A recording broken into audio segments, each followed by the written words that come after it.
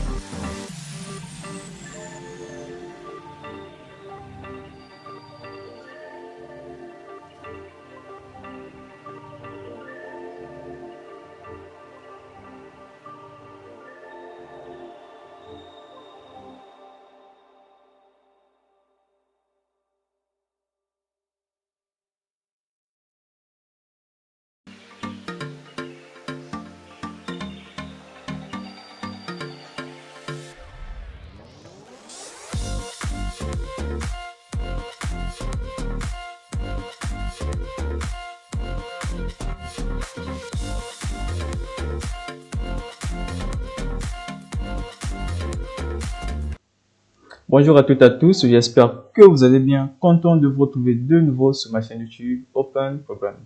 Alors chers amis, dans cette vidéo, je vais donc vous partager le code source du projet que j'ai publié très récemment sur ma chaîne YouTube, dans des shorts et tout, en tout cas dans des vidéos courtes sur ma chaîne. Donc là, je vais donc vous partager le code source. Alors pour ceux qui sont vraiment nouveaux sur la chaîne, en tout cas un excellent moyen de me soutenir, c'est de vous abonner, de partager, de faire découvrir la chaîne à d'autres personnes. Donc là, on est donc sur mon GitHub. J'ai deux comptes GitHub, en fait j'en ai plusieurs. Donc là, c'est le GitHub où se trouve le code, et là, c'est le GitHub où se trouve la bibliothèque que j'ai donc utilisée. Donc voilà un peu le projet dont je suis en train de parler. Je pense que vous vous souvenez de ça parce que c'est pas la première fois que je publie ça. En tout cas, j'ai beaucoup publié ça dans des shorts et tout. Et en tout cas, je vous remercie donc de l'intérêt que vous avez manifesté pour la vidéo et tout. Et voilà, donc le projet, c'est un poste de tri de pièces en quelque sorte par couleur, comme vous avez su le voir dans la vidéo. Donc ici, le tri se faisait de deux façons, soit de façon automatique, quand on va le menu de sélection et tout, on sélectionne la couleur, les couleurs qu'on veut trier, on dépose la pièce sur le tapis, on démarre le moteur et puis la programmation fait tout le reste.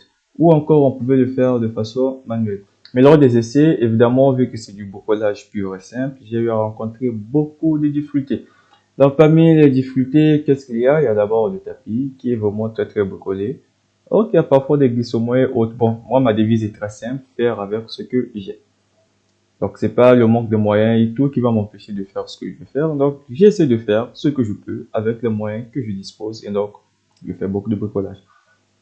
Donc, le tapis, des fois, ça glisse un tout petit peu. En dehors de ça, il y a encore quelques soucis. Bon, en ce qui concerne le capteur de couleur, par exemple, c'est un capteur qui est très sensible aux variations de lumière et tout. Donc, en fonction de la luminosité, tout, parfois les mêmes fréquences de couleur que je viens de faire choisir étaient parfois plus ou moins valables en fonction qu'il faisait sombre ou pas. Donc voilà pourquoi j'ai donc dû opter à l'ajouter aussi l'option manuelle, de telle sorte qu'on va activer manuellement les servos moteurs en cliquant sur les boutons poussoirs qui sont là. Mais rassurez-vous, toutes les deux options marchent à merveille. Juste qu'il faut vraiment rentrer des bonnes valeurs de détection, les différentes couleurs qu'on a donc à utiliser. Donc voilà en gros ce que c'est le projet. En tout cas, je vous rappelle que pour ceux qui ne sont pas encore abonnés, n'hésitez vraiment pas de le faire. Ok, donc le but du projet, c'est en quelque sorte ce que je suis en train de dire. Bon, le chemin de montage, je sais pas, bon, vu que ce sont à peu près les mêmes trucs que j'utilise et tout, des servos moteurs, des écrans LCD et tout, très souvent, je me dis que pour ceux qui ont l'habitude de suivre mes vidéos et tout, donc une fois que je les partage le code source, je les explique un peu comment, où j'ai eu à connecter telle ou telle broche avec ou sans chemin de montage. Je me dis que bah, c'est quelque chose qui devrait donc être faisable dans la mesure où j'ai plein de vidéos qui expliquent des choses et tout. Donc, je me dis que, par exemple, pour un écran IDC, quand je dis qu'un écran IDC connecté sur l'Arduino, je me dis que naturellement, ceux qui me suivent doivent normalement savoir que, si on est sur la carte Arduino, ce sont des broches 20 et 21, si on est sur la carte Arduino Uno, ainsi de suite, parce que c'est des choses que je publie très souvent. Donc, voilà un peu qu'est-ce qu'on a. On a d'abord 4 boutons poussoirs. Donc, 4 boutons poussoirs vont nous permettre à contrôler un peu le menu. J'ai aussi publié une vidéo très récemment qui parle un peu du menu et tout, comment faire un menu avec l'Arduino et un écran LCD, donc j'ai fait ceci. Donc voilà un peu comment se connecter. Bon, voilà. Et on a aussi deux servos moteurs qui sont là, les connexions sont là. Donc les pins, je vais regarder la programmation parce que les fils, je sais pas trop. C'est un peu entremêlé et tout, je sais pas trop où c'est connecté. Mais c'est pas grave, je vous montre juste l'apparence de montage. Le GitHub est là, je vous laisse le lien dans la description. Vous allez télécharger et comparer à ce que j'ai fait à la programmation, vous allez vous retrouver sans problème. Donc là, on a le moteur. Bon, le moteur, en tout cas, c'est pas conseillé d'alimenter ce genre de moteur avec la carte Arduino. En tout cas, c'est pas conseillé. Donc là, le moteur, c'est juste le circuit de commande que la carte Arduino contrôle. Donc, les broches IN1 jusqu'à IN4 que la carte Arduino contrôle. Tout ce qui concerne l'alimentation qui se fait à ce niveau, l'alimentation est externe à la carte Arduino. Donc là, le chemin de montage est un peu incomplet, mais je montre juste comment c'est un peu connecté. Et en ce qui concerne ce moteur, ce type de moteur pas à pas, je pense que j'ai aussi eu à faire des vidéos sur ça. Surtout lorsque j'étais en train de tester ma bibliothèque que j'ai eu à vous proposer. Je crois qu'il y a des vidéos que j'ai eu à faire où j'ai intitulé ça, coller sa propre bibliothèque et tout. Donc j'explique un peu comment faire des connexions et tout en fonction du moteur pas à pas que vous avez. Donc voilà un peu. Donc vous pouvez donc regarder aussi cette vidéo pour pouvoir donc vous faire des idées beaucoup plus détaillées, quoi. C'est un peu là-bas que je détaille ça. Donc là on a le capteur de couleur. Bon ici c'est un peu différent le capteur que j'ai utilisé. Ici au lieu de OE, je pense que ça signifie Output Enable. Donc là je crois se connecter au pin numéro 8. Bon, mais le capteur, j'ai changé le capteur. Le capteur que j'ai donc utilisé à la place de OE, c'est écrit LED. Et je peux utiliser la broche numéro 8. Je crois que j'ai connecté à la bande positive pour allumer la LED. Au début, j'avais prévu l'option allumer ou éteindre la LED, mais après, je me suis dit, bon, je pouvais juste le retirer. Donc, ça, c'est pas vraiment comme ça que j'ai fait. Donc, tout est correct, j'ai connecté comme vous pouvez le voir ici. Juste ici, au niveau de OE, le capteur que j'ai utilisé, bah, il n'y a pas OE, à la place de OE, c'est LED, et j'ai connecté à la bande positive pour pouvoir donc allumer la LED. Ok, et donc le type de moteur utilisé dans la vidéo, c'est ce moteur-ci.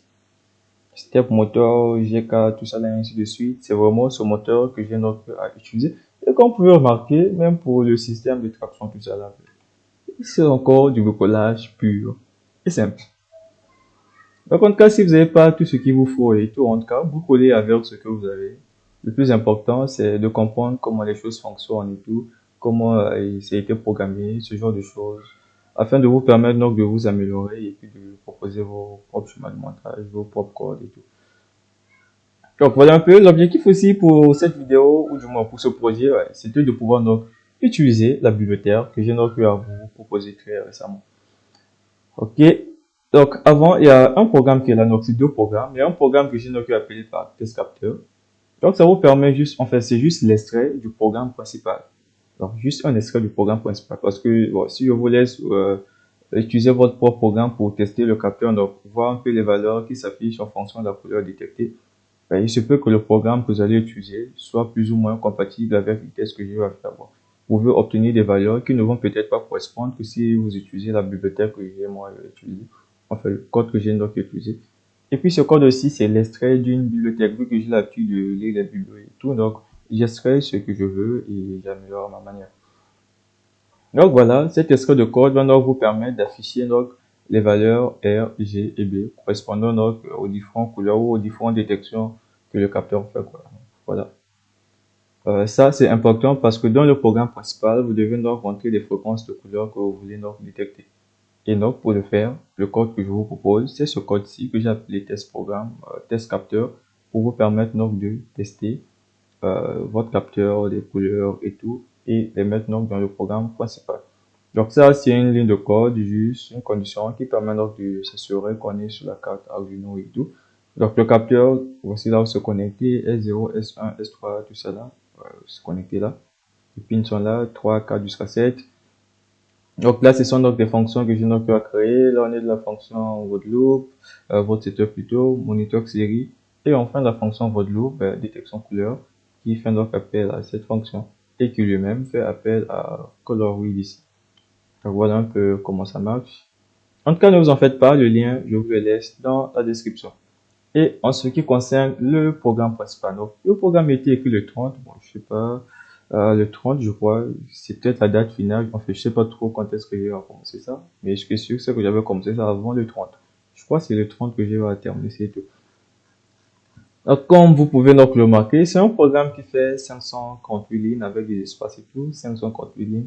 C'est des choses qui prennent un peu de temps à coder et surtout, il faut vraiment avoir la motivation et la passion de s'asseoir là sur son écran et puis se mettre là à taper des lignes de code et tout.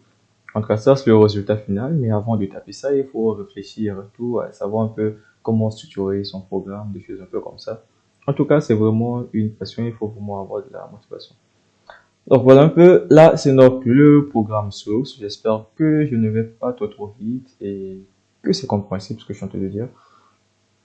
Et aussi tout au début, donc je vous ai laissé donc vidéo, tout ça de démonstration. Je pense que ça vous permet donc de comprendre un peu comment ça marche. Et là, je vous explique donc le code. Ok. Donc, la bibliothèque que je viens donc utiliser ici, c'est BStepper. Alors, je répète, pour ceux qui viennent donc de découvrir la chaîne pour la première fois, de suivre la vidéo pour la première fois, BStepper ici, c'est une vidéo, enfin une bibliothèque que j'ai donc eu à coder, que l'on a donc eu à coder ensemble. Et la vidéo se trouve dans le lien de description, y compris le lien de téléchargement, c'est dans le lien de description. On va d'abord faire un tour du côté de la bibliothèque, et ça c'est sur mon autre compte GitHub. Vous pouvez remarquer que c'est pas pareil. Là, on a eu à mettre RS Malik L sur mon autre GitHub. Et là, c'est un autre compte GitHub qui porte mon vrai nom. Ok, donc la bibliothèque est là. C'est la bibliothèque que j'avais une à proposer et tout. Les fonctions que ça contient et tout. Donc, il y a tout un ensemble de vidéos que j'ai donc eu à réaliser qui vous explique d'abord comment on a eu à coder ça pas à pas. Pour ceux qui veulent savoir comment coder sa propre bibliothèque et autres, en tout cas, les liens sont dans la description. N'hésitez pas à cliquer dessus. Donc, comment coder pas à pas et tout. Donc là, on a le fichier README qui vous explique un peu ce que ça contient et tout. Donc voilà. Et je vais venir ici. Bon, à image ici, c'est juste pour vous montrer un peu le type de moteur sur lequel j'ai effectué mes essais. Alors, quand je faisais mes essais, c'est avec ce type de moteur que je faisais les essais. Donc, en ce qui concerne les connexions, tout ça là, vraiment, on ne se fie pas sur les couleurs et tout. Il faut vraiment vous fier sur la fiche technique de votre moteur pour savoir un peu comment connecter ça. En tout cas, il y a des vidéos que j'ai fait dessus, donc je ne vais pas trop m'attarder là-dedans. Donc, ma bibliothèque est là, le lien de téléchargement est là. Comment installer ça aussi? Il y a une vidéo que j'ai donc à faire. Mais bon, j'avais eu à essayer d'installer ça en utilisant le gestionnaire de bibliothèque Arduino, ça passait pas, je parvenais pas à retrouver ça. Donc, pour installer ça, j'ai simplement installé ça sous format zip. Donc, je télécharge d'abord le code ici, format zip. Ensuite, je vais juste dans, je crois que c'est dans croquis, inclure une bibliothèque, ajouter la bibliothèque.zip. C'est un peu comme ça que je viens donc installer ça. Donc voilà. Donc ça, c'est le fichier et tout, ce que ça contient et tout. En tout cas, je vous laisse la vidéo dans la description, c'est plus mieux. Vous regardez tout. En tout cas, c'est vraiment très très détaillé. J'ai pris tout mon temps de vous expliquer pas à pas jusqu'à aboutir au programme principal, au programme fini. Donc voilà en ce qui concerne cette bibliothèque, où le trouver, le lien est dans la description. Ok, on a donc les servos moteurs, base stepper, tout, liquide cristal, ok, c'est bon. Donc, ces lignes-ci, ça permet alors de définir le nombre de colonnes et de lignes de notre écran LCD. Bon, ici, tout ça là, ça, c'est utile pour l'autre là, lorsqu'on fait un tri automatique. Donc, par rapport aux essais que je faisais, quand il s'agit, bon, il faut déclencher vu qu'on a deux servos moteurs, il faut déclencher le premier ou le deuxième servo moteur. Donc, entre le temps où la pièce était détectée et le temps d'actionner le servo moteur numéro 1, il fallait au moins patienter 2 secondes. Donc, une fois que la pièce est détectée, 2 secondes après, on actionne le servo moteur et le servo moteur pousse la pièce. Donc, c'était le temps pour la pièce de quitter entre le lieu de détection jusqu'au niveau donc, du servo moteur. Du servo moteur 1, bien sûr. Pareil pour le servo moteur 2, il y avait je crois 3 secondes, quelque chose comme ça. Donc, ces valeurs, par rapport à votre appui haute, vous calculez juste le temps et puis vous modifiez par rapport au surbricolage que vous avez fait. Si le système a des glissons, et tout. En tout cas, c'est un peu par rapport à votre système que vous allez nous bricoler. Donc ici, j'ai donc eu juste à renseigner ces valeurs, bleu et rouge. En tout cas, ce sont ces valeurs qui marchent chez moi. Chez vous, je crois, ça sera peut-être autre valeur. Donc voilà pourquoi il y a le programme test capteur aussi que je vous ai donné, qui va donc vous permettre de modifier ces valeurs. Et si vous remarquez, là, les couleurs sont identiques. Ouais, j'ai pas eu à tester ça. C'est des valeurs arbitraires que j'ai eu à mettre parce que j'ai pas eu à tester le vert, le jaune. J'ai eu à tester le bleu, le rouge. C'est les valeurs que j'ai donc à mettre. Ok. Où est-ce que je suis? Donc ici, quand vous voyez R, donc R supérieur, en fait là c'est R minimal et là on a R maximal. Là on a G minimum, G maximal, ainsi de suite. C'est comme ça que je n'ai pas coder ça. Donc c'est une échelle en quelque sorte quoi. C'est un peu ça. Donc là, ce sont des valeurs de retour de détection parce que utilisées dans une autre fonction qui permet de savoir est-ce qu'on a détecté le bleu, le rouge, le vert ou le jaune. Donc en fonction de la valeur détectée, ce sont donc les valeurs qui sont donc envoyées en retour. Bon là, ce sont des sous-menus, je prends un et tout. Il y a un menu qui est là. Donc je pense que pour ceux qui ont eu à suivre la vidéo où j'ai donc parlé de comment créer le menu, tout ça là.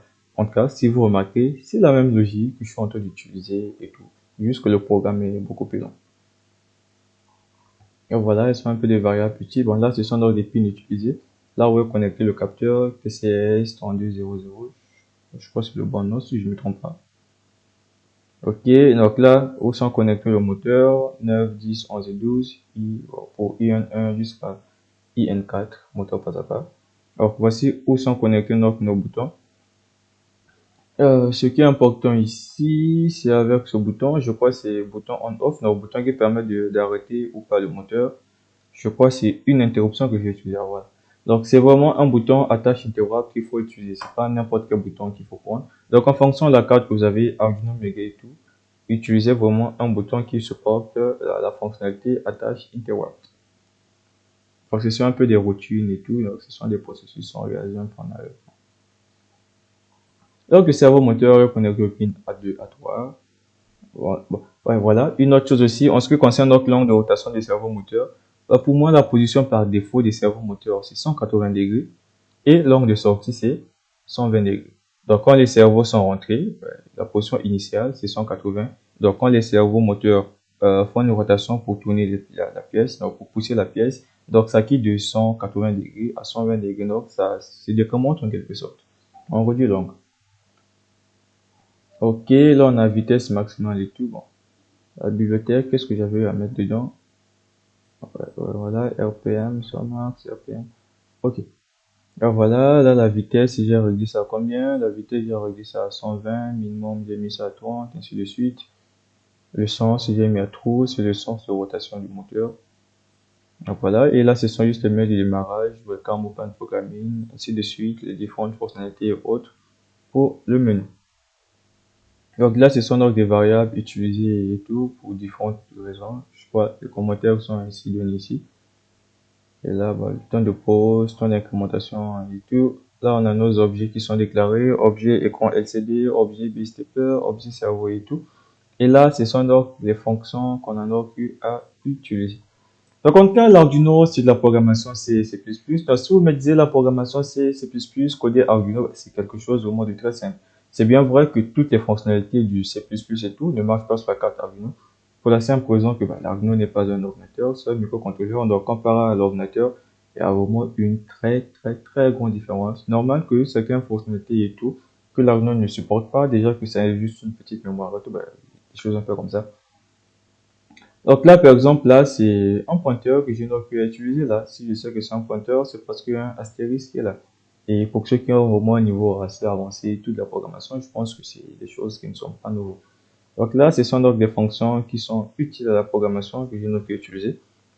Une chose aussi que j'ai remarqué par exemple avec l'Arduino, c'est que à la différence par exemple des langages comme le C, C++, quand on code purement dans le C, C++, on peut pas utiliser une fonction qu'on n'a pas eu à déclarer bien avant. Mais par contre, sur l'Arduino, tu peux déclarer ta fonction n'importe où. En tout cas, ça marche sans problème. Mais quand on code en C, on te dira que la fonction n'existe pas. Soit on commence par mettre le prototype, ensuite on va implémenter tout en bas, ou on déclare et on implémente notre fonction directement avant de l'utiliser. Donc c'est un peu ça. Et même si l'Arduino n'est pas vraiment strict sur ce point, mais moi je préfère commencer par déclarer d'avoir des prototypes de fonctions. Ça me permet instinctivement de savoir que dans mon programme, j'ai tant de fonctions qui ont été déclarées et tout. C'est un peu ça. Donc là, on a la fonction VoSetup où on va donc se mettre là à configurer tout ce qu'on avait utilisé. Configurer le moniteur série. Bon, il y a parfois quelques messages que je souhaiterais avoir le moniteur série. Configurer l'écran LCD, configurer le capteur, configurer nos boutons, configurer le moteur pas à pas, configurer le servo moteur, configurer donc la tâche interrupt. Voilà, et on fait configurer tout ce qu'il faut configurer. Donc ça c'est pour la fonction VoSetup. Le code est commenté, je pense que c'est quelque chose qui sera assez facile à exploiter. Donc par exemple, si j'ai décidé par exemple pour utiliser le menu, il faut d'abord commencer par arrêter le moteur. C'est juste parce que quand on appuie sur les boutons et tout, il y a des petits temps de pause et tout. Et donc si le moteur est en rotation, ça va un peu gêner la rotation du moteur. Et donc j'ai simplement décidé, si on veut utiliser le menu, on éteint d'abord le moteur et puis on avance. Là, on est dans quelle fonction? Dans la fonction void_loop. Donc voilà, on affiche le menu. Après avoir affiché le menu, là on va vérifier pour exécuter ou pas notre, pour accéder ou pas à notre menu, contrôler le menu en quelque sorte. Et ici on a, là on passe en mode manuel. Ok, et ici on est en mode automatique. C'est un peu ça. Donc vous pouvez lire ce qu'un peu ça fait à l'intérieur. Je clique sur pour juste.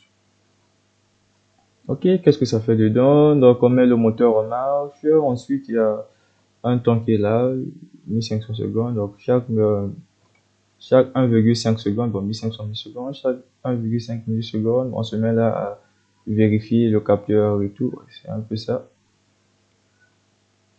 En fait, ce temps, vous pouvez le modifier par rapport au test que vous allez effectuer. Mais en mode automatique, c'est un peu ce que je fais. Le capteur ne se met pas là à lire constamment tout ça là parce que bon, quand je faisais ça, ça gênait un peu la rotation. Du coup, j'ai décidé juste chaque 1,1 seconde, le capteur se met à vérifier est-ce qu'il y a présence d'une pièce ou pas. Bon, l'inconvénient avec ça aussi, il se peut que la pièce peut dépasser le capteur avant que le capteur puisse avoir le temps de détecter si la pièce ou pas. Si ça vous arrive, modifiez juste le temps à ce niveau. Vous modifiez juste le temps. Donc en tout cas, c'est sûr et certain que vous allez faire beaucoup des ajustements du programme. Et là, on est donc détection automatique de la deuxième pièce. Deuxième quoi, détection automatique de la première pièce. Ok, détection automatique de la deuxième pièce. Et voilà.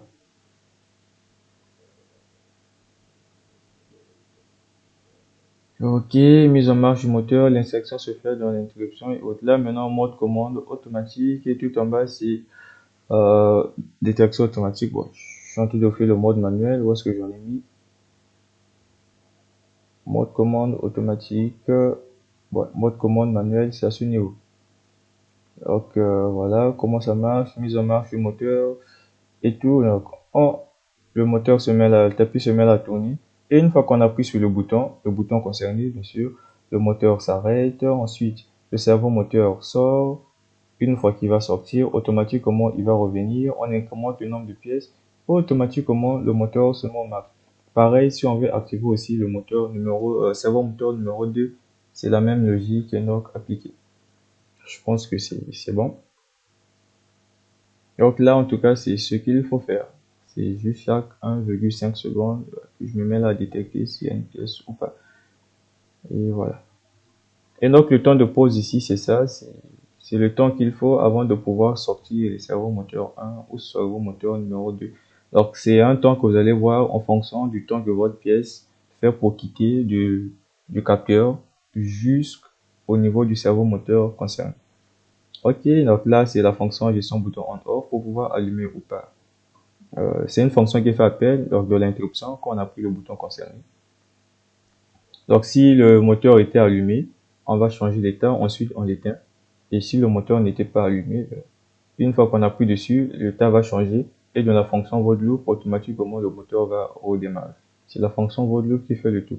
Donc si par exemple on est rouge, state moteur égale à false, on fait ça. Si state moteur passe à true, automatiquement ça redémarre. Il y avait une ligne où j'avais eu à l'écrire si je me trompe pas. Bon, je me rappelle plus exactement où je dois vraiment lire le code comme il faut. Ouais, c'est à ce niveau. Enfin, ça dépend du mode où on se trouve. Quand on est en mode manuel, quand ça passe à true, on voit state moteur égale à true, on démarre le moteur. C'est pareil quand on est en mode aussi automatique, c'est la même chose. Quand state passe à true, on démarre le moteur. Et quand ça passe à off, c'est la fonction qui l'éteint. Je me suis retrouvé un tout petit peu. Ce sont des choses qui arrivent quand on a un programme un peu lent et tout, et faire une vidéo comme ça, il faut expliquer tout ce qu'on arrive à faire et tout. Parfois, c'est pas si simple que ça, il arrive parfois qu'on puisse se perdre un tout petit peu. Donc là, on a fonction gestion bouton OK. Si vous remarquez, c'est la même logique que j'utilise, que j'ai utilisé avec le même code que je vous ai proposé très récemment sur comment créer son menu LCD. Donc ici, c'est juste les index que je suis en train de voir. En fait, chaque fois que vous appuyez sur votre menu, il y a une variable que moi j'ai appelée index option qui s'incrémente ou se décrémente. Donc si la valeur vaut 0, je me dis que ça correspond à l'option numéro 1. Si la valeur vaut 2, 1 plutôt, ça correspond à l'option numéro 2. Ainsi de suite. Et pour chaque option, je commence maintenant à incrémenter. Et donc, ce sont des conditions if que vous voyez là. Si on a ça, on fait ça. Si on a ça, on fait ça. Là même, à la place du if même, je crois même c'est des else if qui est mieux même à mettre. Donc voilà, en fonction de ce qu'on a, on évolue par rapport à ça. Donc, on incrémente par rapport à ce que le menu est censé faire. Ok. Donc là aussi, en tout cas, je vous recommande toujours d'aller suivre les vidéos que je laisse dans la description. Alors, je suppose que si vous êtes arrivé jusqu'à ce niveau, vu le temps que la vidéo a duré et tout, c'est que c'est quand même un tout petit peu intéressant. Et donc, si vous n'êtes pas encore abonné, vraiment, s'il vous plaît, n'hésitez vraiment pas de le faire et surtout de partager la vidéo pour faire découvrir cette communauté plus élargie.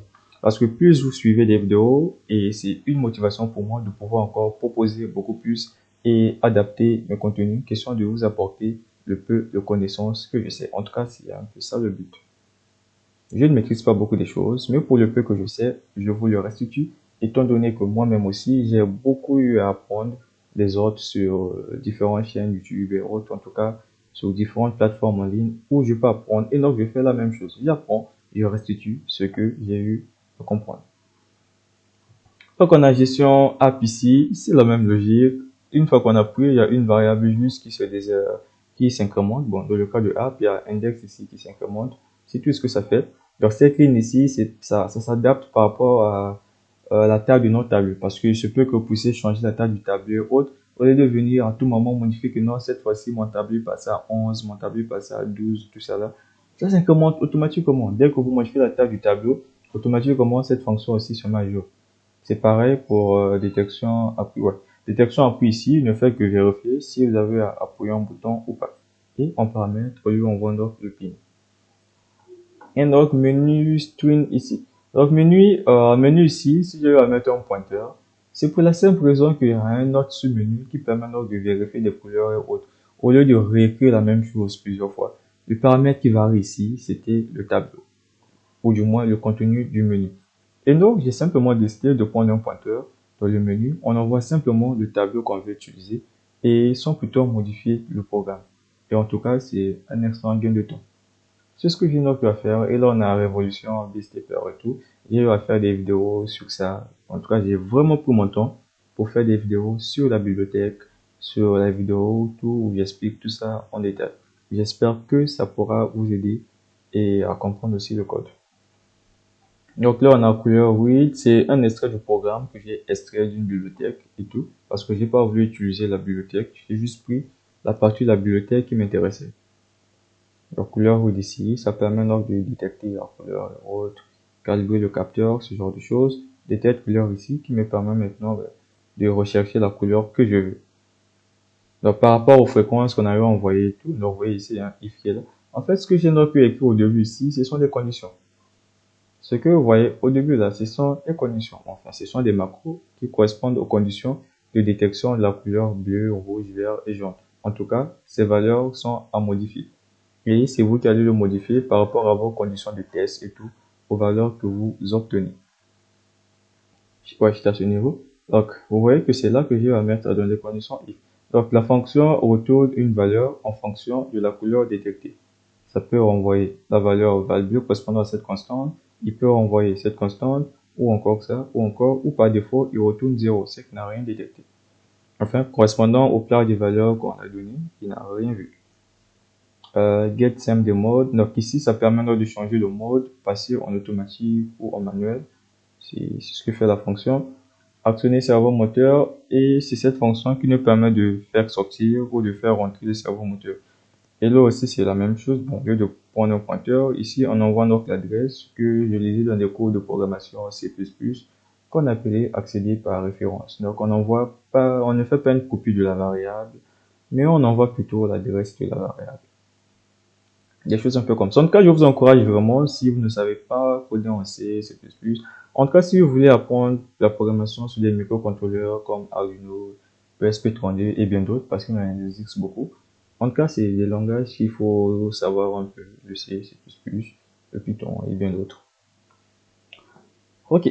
Donc ici, comme je vous ai dit, on quitte de 180 degrés pour décrémenter dans le cas où il faut pousser la pièce. Et la position initiale, c'est 180 degrés. J'ai beaucoup parlé, j'ai vraiment beaucoup parlé, vraiment beaucoup parlé. Mais j'espère que vous vous êtes retrouvés et que j'étais vraiment clair dans mes explications et tout.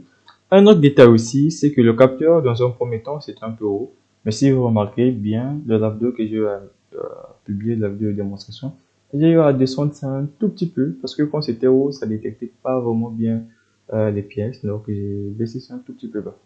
Donc voilà un peu pour ceux qui attendaient donc le code source et tout. Donc je vais vous les laisser. Les commentaires, je suis ouvert à ça. Vos critiques et tout, que ce soit bon de préférence dans le bon sens, pas critiquer pour critiquer. Donc s'il y a des améliorations et tout, il y a des choses que j'ai manquées et tout, vu que je suis un apprenant, n'hésitez pas de me les faire savoir dans les commentaires afin de me permettre aussi de pouvoir m'améliorer, ajuster mes contenus et tout. Et donc, on va se donner rendez-vous très prochainement et surtout, n'hésitez pas de suivre les vidéos qui sont dans la description. À très bientôt!